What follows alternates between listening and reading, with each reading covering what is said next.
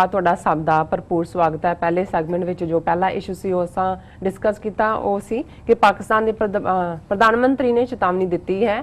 ਕਿ ਜੇ ਦੁਨੀਆ ਨੇ ਕਸ਼ਮੀਰ ਨੂੰ ਦਰਕਿਨਾਰ ਕੀਤਾ ਤਾਂ ਭਾਰਤ ਪਾਕਿਸਤਾਨ ਦਰਮਿਆਨ ਜੰਗ ਹੋ ਸਕਦੀ ਹੈ। ਸੋ ਡਾਕਟਰ ਸਾਹਿਬ ਨੇ ਆਪਣੇ ਬਹੁਤ ਹੀ ਵੇਰਵੇ ਨਾਲ ਵਿਚਾਰ ਦਿੱਤੇ ਨੇ, ਸਾਂਝੇ ਕੀਤੇ ਨੇ। ਤੁਹਾਡੇ ਨਾਲ ਆਈ ਹੋਪ ਤੁਹਾਨੂੰ ਸਾਰਿਆਂ ਨੂੰ ਪਸੰਦ ਆਏ ਹੋਣਗੇ। ਜੋ ਅੱਜ ਦਾ ਦੂਸਰਾ ਇਸ਼ੂ ਹੈ ਉਸ ਉੱਪਰ ਆਪਾਂ ਡਾਕਟਰ ਕੋਲੋਂ ਉਹਨਾਂ ਦੇ ਵਿਚਾਰ ਸੁਣਦੇ ਹਾਂ। ਅਸੀਂ ਚਾਹਾਂਗੇ ਕਿ ਤੁਸੀਂ ਇਸ ਤਰ੍ਹਾਂ ਹੀ ਬਣੇ ਰਹਿਣਾ। ਦੇਖਣ ਸੁਣਨ ਲਈ ਤੁਹਾਡਾ ਸਭ ਦਾ ਬਹੁਤ-ਬਹੁਤ ਸ਼ੁਕਰੀਆ। जी डॉक्टर साहब की कहना चाहोगे? देखो कल दे तीसरे सैगमेंट च असी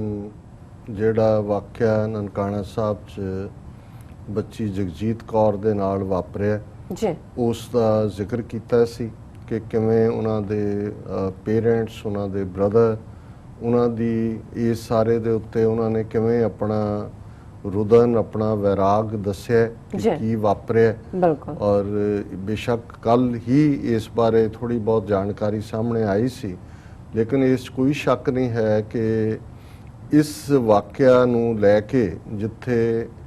दोनों पासे जिहड़े खैर खां ने सिख और मुसलमान जां दोनों पंजाबां दे साडे वीर भैणां और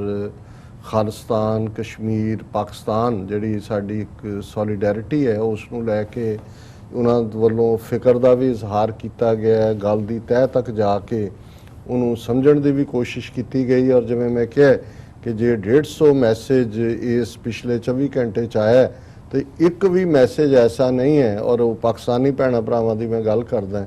जिसने इस वाक़या नूं कंडैम ना किया होए, जिन्हां ने फिक्र दा इजहार ना किया होए और जिन्हां दा ये ना होए कि जिहड़े भी इस दे लई दोषी ने उन्हां नूं पुट्ठे लटका दिओ और ये सारे दा कीता जाए। हुण देखो एक पार्ट वो है कि भी जिवें दुश्मन दे एंगल तो जे देखिए, क्योंकि इस इशू नूं मैं ईमानदारी दे नाल डिस्कस करना चाहुंदा। जिवें मैं कहा हालां साडी पहुंच हमेशा ही ईमानदार हुंदी है, पर जदों कुछ जिहड़े साडे वीर भैणां एक बहुत जज्बाती वहण दे विच हुंदे ने ते उन्हां नूं इह हुंदा है भी जिहड़ी उन्हां दी वर्जन है बस ਉਹੀ ਜਿਹੜੀ ਹੈ ਉਸ ਨੂੰ ਤੁਸੀਂ ਪ੍ਰੋਪੇਗੇਟ ਕਰੋ। ਮੈਂ ਸਮਝਦਾ ਵੀ ਇੱਕ ਸਿੱਖ ਹੋਣ ਦੇ ਨਾਤੇ ਜੇ ਸਾਡੀ ਭੈਣ ਬੱਚੀ ਉਹ ਤਾਂ ਦੁਸ਼ਮਣ ਦੀ ਵੀ ਹੋਏ ਅਸੀਂ ਤਾਂ ਉਹਨਾਂ ਦੇ ਲਈ ਖਲੋਣ ਵਾਲੇ ਹਾਂ ਔਰ ਇਹ ਨਹੀਂ ਹੈ ਵੀ ਸਾਨੂੰ ਉਸ ਦਾ ਕੋਈ ਦਰਦ ਨਹੀਂ ਹੈ ਜਾਂ ਸਾਨੂੰ ਉਸ ਦੇ ਕੀ ਕਨਸੀਕੁਐਂਸਿਸ ਜਾਂ ਗੱਲ ਕੀ, ਲੇਕਿਨ ਫਿਰ ਵੀ ਇਹ ਜ਼ਰੂਰੀ ਹੁੰਦਾ ਹੈ ਕਿ ਤੁਸੀਂ ਹਰ ਐਸਪੈਕਟ ਨੂੰ देखो, गल दी तह तक जाने की कोशिश करो और बिल्कुल वो इंडियन प्रोपेगेंडा अदरवाइज जिन्हां दे मूँह चों जबान नहीं निकलती, श्रोमणी कमेटी होए मनजिंदर सिरसा होए अकाली होण जदों इस किस्म का हुंदा है और बिना तहकीकात कीते जिहड़ी है वो शुरू कर दिंदे ने जिवें जिवें उन्हां नूं हिज मास्टर्स वॉइस दे थल्ले हुंदा है। असीं किसे दे देणदार नहीं है, साडे कोई मास्टर नहीं है, असीं सिर्फ ते सिर्फ एक अकाल पुरख ते गुरु कलगीधर पातशाह उन्हां दे सिख होण दे नाते, पर हाँ असी अपने सिख हितां दे लई कौमी घर दे लई जां मौजूदा हालात दे विच कौम दे बेस्ट इंटरस्ट की है उस दे लई जिहड़ा है उस नूं महसूस भी करदे हां, उस दे लई काम करदे हां। सानू कोई नहीं है भी साडी कई गल किसी दे गोडे लगे गिट्टे लगे, जो गलत है वो गलत है, पर सिर्फ तुसी एक पासड़ लाइन नूं लैके एक पासे तुसी तुर पो वो ठीक है। साडे वाले खैमे चों भी जो कोई एक पासड़ किसी नूं जस्टिफाई करे ये गल ठीक नहीं है और मैं महसूस करदा कि पहलां जदों असीं वितकरे दी गल करदे किते भी, क्योंकि घटना बारे बहुत कुछ सामने कल भी विचार चर्चा हुई है और वो सामने है, मैं उहदे वेरवे च नहीं जावांगा, लेकिन एक गल ज़ाहिर है भी जदों असीं करदे हां जी कोई स्टेट वितकरा करदी है जी जां पाकिस्तान च साडे नाल इह होया। हुण उहदे दो एलीमेंट ने जदों तुसीं स्टेट दी गल करदे हो, एक उन्हां दा हकूमती निज़ाम है, उन्हां दे कानून ने और जिहड़े कानून नूं नाफिज करन वाले लोग ने, दूसरा उन्हां दा अवाम है। हुण असीं पहिलां तां इह देखीए कि इह घटना सामने आउण तो बाद हकूमती निज़ाम दे विच कोई हिलजुल हुई कि उन्हां दी हकूमत ने जिहड़े दोषी ने उन्हां दा साथ दिता या उन्हां ने फौरन इस दे उत्ते एक्ट कीता है जिहदे तो सानू होएगा जिथों तक हकूमती निज़ाम का ताल्लुक है पाकिस्तान दे विच 20-25 हज़ार तो ज़्यादा सिख नहीं ने, लेकिन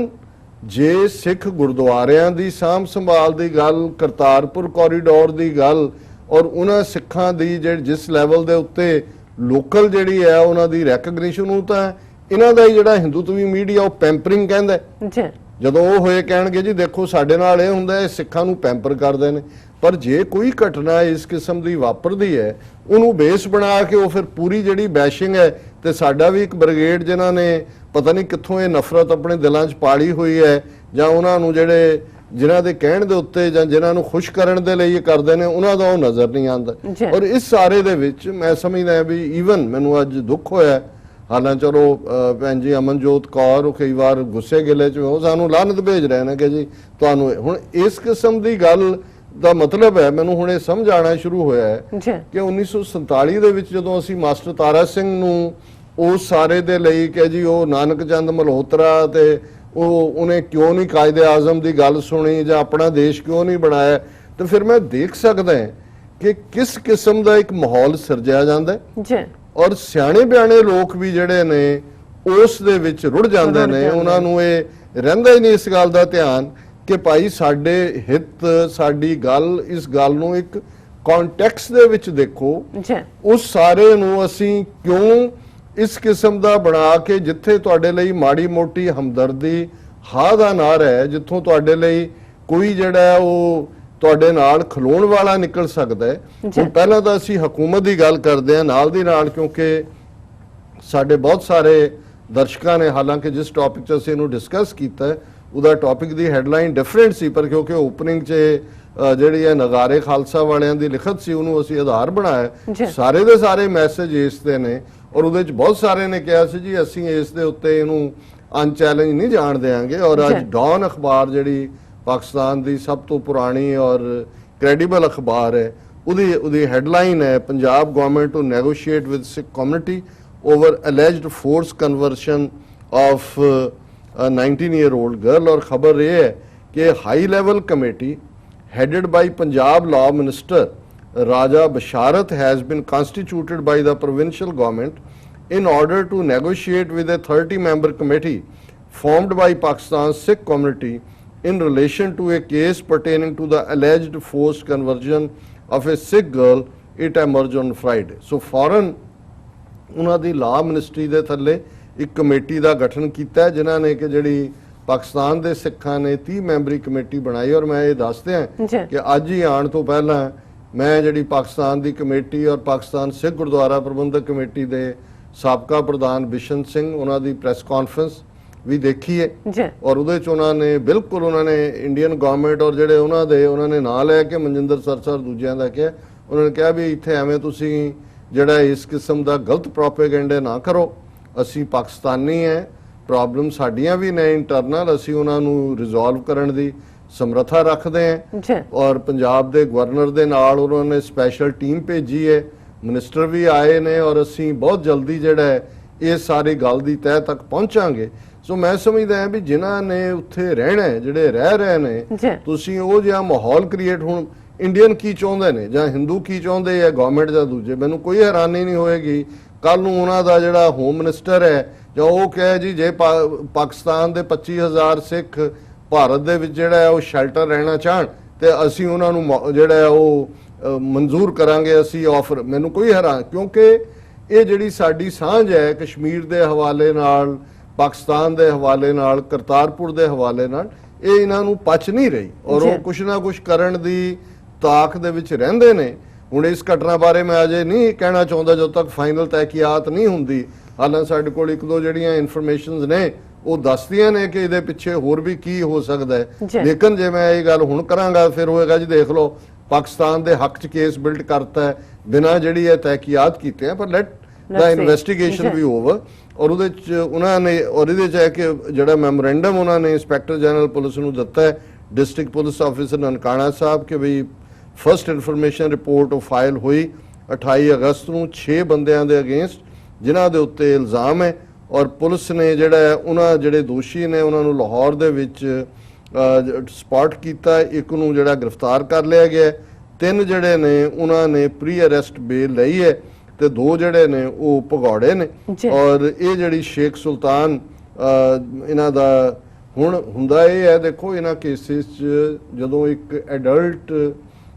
ਜਿਹੜਾ ਕੋਈ ਵੀ ਫੈਸਲਾ ਲੈਂਦਾ ਹੈ ਤੇ ਅਲਟੀਮੇਟਲੀ ਜਿਹੜੀ ਦੂਸਰੀ ਧਿਰ ਹੈ ਉਹ ਵੀ ਅਦਾਲਤ 'ਚ ਗਈ, ਉਹਨਾਂ ਨੇ ਤਿੰਨਾਂ ਨੇ ਐਂਟੀਸਪੇਟਰੀ ਬੇਲ ਲਈ, ਉਹਨਾਂ ਨੇ ਆਪਣੀ ਵਰਜਨ ਦਿੱਤੀ ਕਿ ਜੀ ਇਹ ਵਲੰਟੈਰਲੀ ਹੈ, ਦਿਸ ਦੈਟ ਹੈ। ਔਰ ਇਸ ਦੇ ਬਾਵਜੂਦ ਮੈਂ ਸਮਝਦਾ ਵੀ ਪਾਕਿਸਤਾਨ ਸਰਕਾਰ ਵੱਲੋਂ ਉਹਨਾਂ ਨੇ ਇਸ ਸਾਰੇ 'ਚ ਉਹਨਾਂ ਨੂੰ ਇਹ ਕਿਹਾ ਕਿ ਵੀ ਅਸੀਂ ਬਿਲਕੁਲ ਇਸ ਦੀ ਤਹਿ ਤੱਕ ਜਾ ਕੇ, ਔਰ ਜਿਵੇਂ ਉਹਨਾਂ ਨੇ ਬਿਸ਼ਨ ਸਿੰਘ ਔਰ ਉਹਨਾਂ ਦੀ ਟੀਮ ਨੇ ਬਰੀਫ ਕੀਤਾ ਔਰ ਉਹਨਾਂ ਨੇ ਇਹ ਤਸੱਲੀ ਦਾ ਇਜ਼ਹਾਰ ਕੀਤਾ ਕਿ ਭਾਈ ਕਾਨੂੰਨੀ ਲੈਵਲ ਤੇ, ਸੋ ਮੈਂ ਜਿਵੇਂ ਪਹਿਲੀ ਗੱਲ ਕਹੀ ਕਿ state so state within hours ਜੋ ਇਹ ਗੱਲ ਬਾਹਰ ਆਈ ਹੈ ਉਹ ਜਿਹੜਾ ਵਿਕਟਮ ਦੇ ਨਾਲ ਆ ਕੇ ਖਲੋਤੀ ਹੈ। ਸੋ ਉਹਨੂੰ ਪਾਕਿਸਤਾਨ ਨੂੰ ਬਲੇਮ ਦੇਣਾ ਕਿਵੇਂ ਬਣਦਾ? ਹਾਂ, ਜੇ ਹਕੂਮਤੀ ਨਿਜ਼ਾਮ ਜਾਂ ਦੂਜਾ, ਹੁਣ 31 ਅਗਸਤ ਨੂੰ ਗਵਰਨਰ ਹਾਊਸ ਦੇ ਵਿੱਚ ਉਹਨਾਂ ਨੇ ਦੁਨੀਆ ਭਰ ਦੇ ਸਿੱਖ ਸੱਦੇ ਹੋਏ ਨੇ, ਉੱਥੇ ਸੈਮੀਨਾਰ, ਮੈਨੂੰ ਵੀ ਪਰਸਨਲੀ ਗਵਰਨਰ ਦੇ ਆਫਿਸ ਚੋਂ ਇਨਵੀਟੇਸ਼ਨ ਹੈ ਕਿ ਉਹਦੇ 'ਚ ਤੁਸੀਂ ਪਾਰਟਿਸਿਪੇਟ ਕਰੋ ਕਿ ਭਾਈ ਕਿਵੇਂ 550 ਸਾਲ ਸੈਲੀਬ੍ਰੇਟ ਕਰਨਾ ਐਜ਼ ਏ ਸਪੀਕਰ। ਉਹਨਾਂ ਨੇ ਕਈਆਂ ਨੂੰ ਗਲੋਬਲੀ ਇਨਵਾਈਟ ਕੀਤਾ ਹੋਇਆ। ਸੋ ਉਹ ਵੀ ਸਮਝਦੇ ਨੇ ਕਿ ਭਾਈ ਇਸ ਕਿਸਮ ਦਾ ਜਿਹੜਾ ਪਾਰਟ ਹੈ ਇਹ ਜੇ ਇਸ ਨੂੰ ਪ੍ਰੋਪੇਗੇਟ ਜਿਸ ਲਿਹਾਜ਼ ਨਾਲ ਭਾਰਤੀ ਮੀਡੀਆ ਔਰ ਉਸਦੇ ਸਾਡੇ ਆਪਣੇ ਲੋਕ ਵੀ, ਇੱਕ ਤਬਕਾ, ਮੈਂ ਸਾਰਿਆਂ ਦਾ ਨਹੀਂ ਕਹਿੰਦਾ ਕਿਉਂਕਿ ਡਾਇਸਪੋਰਾ ਸਿੱਖ ਬਾਹਰਲੇ ਇਸ ਗੇਮ ਨੂੰ ਸਮਝਦੇ ਨੇ, ਉਹ ਕੌਸ਼ੀਅਸ ਅਪਰੋਚ ਰੱਖ ਰਹੇ ਨੇ, ਪਰ ਜਿਹੜੇ ਉੱਥੇ ਬੈਠੇ ਉਹਨਾਂ ਦੇ ਜਿਹੜੇ ਨੇ ਉਹ, ਹੁਣ ਮੈਂ ਉਹਨਾਂ ਲਈ ਕੀ ਲਫ਼ਜ਼ ਕਵਾਂ, ਪਰ ਚਲੋ ਟੌਂਟ ਪਟੌਂਟ ਵੀ ਕਹਿ ਸਕਦੇ ਆ, ਜਾਂ ਉਹਨਾਂ ਦੇ ਪ੍ਰਭਾਵ ਥੱਲੇ ਨੇ, ਉਹ ਇਸ ਬਹਾਨੇ ਨਾਲ ਬਾਹਰਲੇ ਸਿੱਖਾਂ ਨੂੰ ਵੀ ਜਿਹੜਾ ਗਾਲੀ ਗਲੋਚ ਕਰ ਰਹੇ ਨੇ ਕਿ ਜੀ ਤੁਸੀਂ ਤਾਂ ਪਾਕਿਸਤਾਨ ਦੇ ਏਜੰਟ ਹੋ ਗਏ ਹੋ, ਤੁਸੀਂ ਤਾਂ ISI ਦੇ ਏਜੰਟ ਹੋ ਗਏ ਹੋ, ਤੁਹਾਡੀਆਂ ਜ਼ਬਾਨਾਂ ਨੂੰ ਕਿਉਂ ਤਾਲੇ ਲੱਗ ਗਏ। ਹੁਣ ਇੱਕ ਪਾਸੇ ਹਕੂਮਤੀ ਪਾਰਟ ਹੈ ਔਰ ਦੂਸਰਾ ਲੋਕਾਂ ਦਾ, ਆਵਾਮ ਦੇ ਵਿੱਚ ਮੈਂ ਅਜੇ ਤੱਕ ਕੋਈ ਨਹੀਂ ਦੇਖਿਆ ਹੈ ਕਿਸੇ ਨੇ ਕਿ ਜਿਹੜਾ ਉਹਨਾਂ ਦੇ ਕਲਪ੍ਰਿਟਸ ਦੇ ਨਾਲ ਖਲੋਤਾ ਹੋਏ। ਇਸ ਦੇ ਉਲਟ ਜੇ ਮੈਂ ਆਪਣੀਆਂ ਲਿਖਤਾਂ ਦੇਖਾਂ ਇਸ ਮੁੱਦੇ ਦੇ ਉੱਤੇ ਤੇ ਮੈਨੂੰ ਕੋਈ ਇਸ ਕਹਿਣ ਦੇ ਵਿੱਚ ਕੋਈ ਜਿਹੜੀ ਹੈ ਝਿਜਕ ਨਹੀਂ ਹੈ ਕਿ 100% ਨੇ ਇਸ ਕਾਰੇ ਨੂੰ ਕੰਡੈਮ ਕੀਤਾ, ਦੋਸ਼ੀਆਂ ਦੇ ਖਿਲਾਫ ਕਾਰਵਾਈ ਦੀ ਗੱਲ ਹੈ। ਉਹਨਾਂ ਨੇ ਜਿਹੜਾ ਕੌਮ ਦੇ ਨਾਲ ਜਿਹੜਾ ਹੈ ਉਹ ਹਮਦਰਦੀ, ਔਰ ਉਹਦੇ ਚੋਂ ਮੈਂ ਇੱਕ ਲਿਖਤ ਨਜ਼ੀਰ ਜੀ ਦੀ ਹੈ ਕਿਉਂਕਿ ਵਕਤ ਮੈਂ ਦੇਖ ਰਿਹਾ ਉਹ ਮੈਂ ਸਾਂਝੀ ਕਰਨਾ ਚਾਹਾਂਗਾ। ਉਹਦੇ ਚ ਉਹਨਾਂ ਨੇ ਕਿਹਾ ਕਿ we are all sorry please note the government of Pakistan and the common people of Pakistan do not support these actions.